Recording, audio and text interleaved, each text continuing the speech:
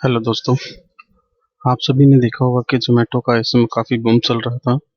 उसके आईपीओज निकले हैं और उसके जो अगर फंडामेंटल की बात करें तो जिस हिसाब से उसका ओवरव्यू दिख रहा था मार्केट में, उस हिसाब से लग रहा था कि ये मतलब काफ़ी प्रोग्रेसिव होगा, काफ़ी प्रॉफिटेबल आईपीओ होगा।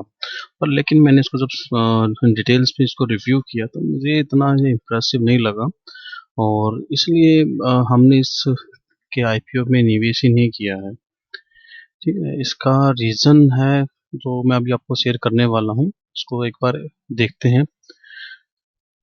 सबसे पहले तो ये देखते हैं कि यार इसके अंदर पब्लिक क्यों इसके पीछे इतना टूटी हुई है, क्यों इसमें इतना इन्वेस्ट करने की सोच रही है। अगर आप देखोगे कि इसका नाम ही काफ़ी है। अगर ज़ोमैटो ज़ोमैटो मतलब फूड डिलीवरी कंपनी, मतलब जो उसका नाम है उस नाम की वजह से पर्सन उस पे अट्रैक्ट अधिक हो रहे हैं। ठीक है, जो रिटेलर हैं सब उसके नाम की वजह से, ज़ोमैटो की वजह से उसके अधिक उसको इन्वेस्ट करने की सोच रहे हैं उसके अंदर। और इसी यही रीज़न है कि लोग उसके पीछे भाग रहे हैं। लेकिन जब हमने इसको एक एनालाइज़ किया था, तो ये उसी की मैं एक समरी आपको भी शेयर करूँगा।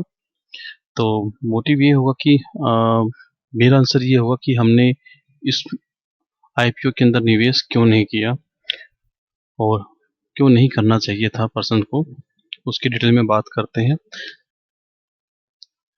ज़ोमैटो एक कंसेप्ट स्टॉक है, यानी किसी एक पर्टिकुलर फील्ड के लिए ये बना हुआ है। जैसे कि ये फूड डिलीवरी करता है और फूड डिलीवरी में ये टॉप पे है इस समय। ठीक है, तो ये किसी ऐसा नहीं कि मल्टीपल चीज़ों को करता है, लेकिन ये यहाँ एक कह सकते हैं कि ये कॉन्सेप्टुअल स्टॉक है। और अगर इसकी मैं ऑल ओवर इसकी फाइनेंशियल डिटेल्स हमने चेक किया था, उसके अकॉर्डिंग देखा था इसमें मैच्योरिटी इसमें नहीं दिखी। वो सबसे बड़ी बात ये थी कि ये कंपनी घाटे में चल रही है। अगर मैं आपको इसकी डिटेल दिखाता हूँ, ये देखिए। अगर मैं इसका प्रॉफिट देखूं लास्ट 3 ईयर का, 100 करोड़ के आसपास इसका लॉस था। अगर मैं 2019 में देखूं तो इनका लॉस करीब आपका 1000 करोड़ का था। वो 2020 में तो इसका करोड़ ऑलमोस्ट 2000 के आसपास इसका लॉस चल रहा था। यानी कि कोई भी कंपनी, ठीक है उसका नाम अच्छा है, उस अच्छी कंपनी दिख रही है, ब्रांड अच्छा दिख रहा है, लेकिन अगर वो पहले से ही लास्ट 3 ईयर के अंदर ही अगर वो लॉस में है तो कैसे वो आपको इतना प्रॉफिट दे सकती है, जैसा कि एक मार्केट में एक बूम निकला हुआ है। देखो होता क्या है कि मार्केट, जो इंडियन मार्केट है ना, स्पेशली ये ना प्रॉफिट के ऊपर काम करती है। वो ये देखती है कि प्रॉफिट हो तो इस पे दाव खेला जाए। ठीक है, हमारी मार्केटिंग कुछ इसके ऊपर चलती है। और अगर आप इसकी हिस्ट्री देखोगे तो हमारे पास कोई ऐसा, मतलब कह सकते हैं कोई ऐसा अभी तक उदाहरण नहीं है जिसके कि कोई घाटे वाली कंपनी जो पहले से घाटे में चल रही है और आपको बहुत अच्छा उसको रिटर्न आपको देगी। तो अगर हम और भी जो हमारे पास आंकड़े हैं, जिसको अगर आप देखोगे कि वो ऐसी कंपनियां जो काफ़ी ज़्यादा हाइप पे थी, या इनका जो स्टार्टिंग में काफ़ी क्रेज हुआ था, लोग उसके पीछे टूट पड़े थे, और जब वो उनको मार्केट में उन आईपीओ को जब लॉन्च किया जाता है तो उनका जो प्रदर्शन होता है इतना अच्छा नहीं होता है। तो ये भी एक रीज़न है जिसकी वजह से इसमें हमने इन्वेस्ट नहीं किया। अब ऐसी कंपनी का एक एग्जांपल मैं आपको बताता हूँ, बर्गर किंग। ये बहुत अच्छा कंपनी थी, इसकी बहुत अच्छी कंपनी है, सॉरी। और इसका आईपीओ बहुत अच्छा निकला था, स्टार्टिंग में काफ़ी बंदों ने इस पे इन्वेस्ट किया था।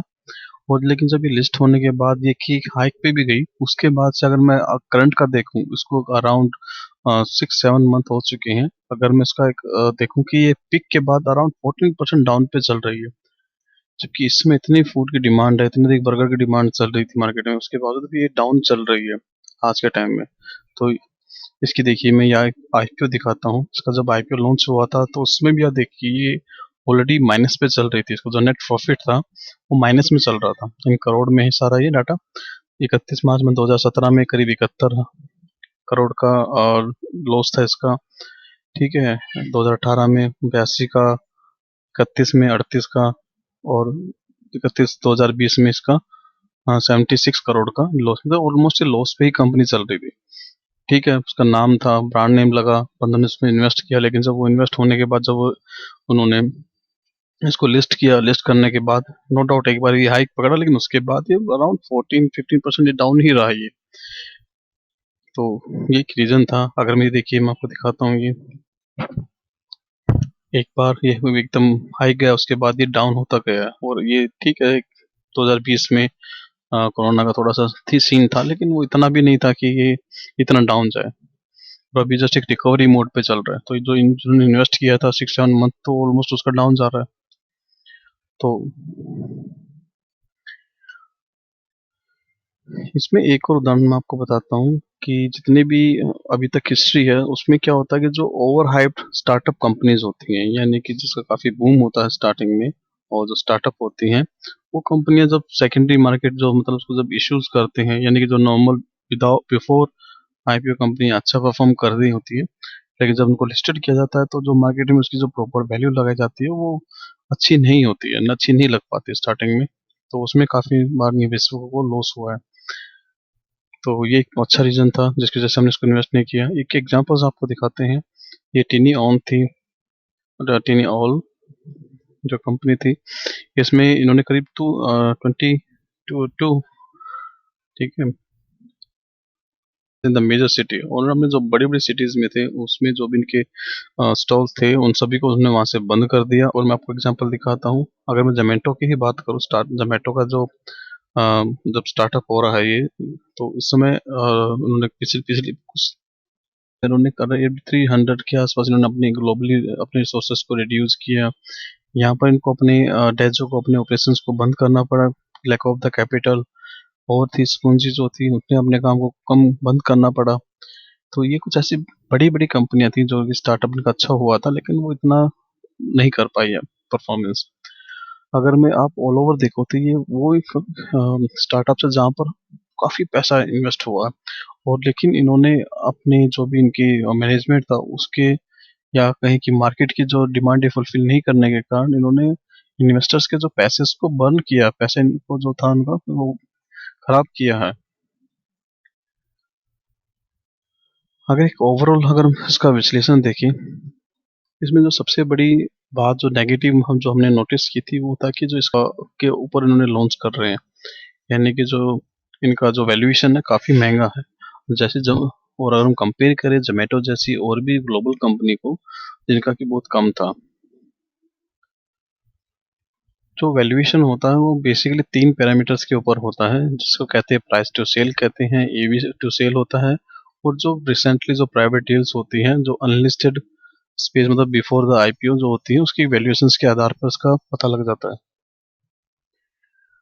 अगर इसको हम देखें तो ये करीब हमसे जो जो कहते हैं स्टार्टिंग में आईपीओ का जो अमाउंट हमसे मांग रही है पर शेयर का, वो अराउंड 72 बाई 76 रुपीज़ के आसपास हमसे जो होगा इसका। और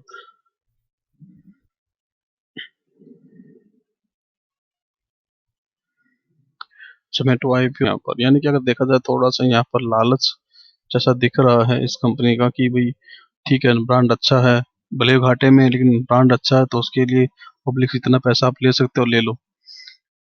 और जो कि अगर एक ग्लोबली भी अगर चेक करोगे तो उस जो के जो एवरेज से भी काफ़ी अधिक है। अगर हम इसके एवी टू सेल्स को चेक करें तो ये करीब उनका जो रेशो होगा 25 टाइम्स ये हमसे अधिक है।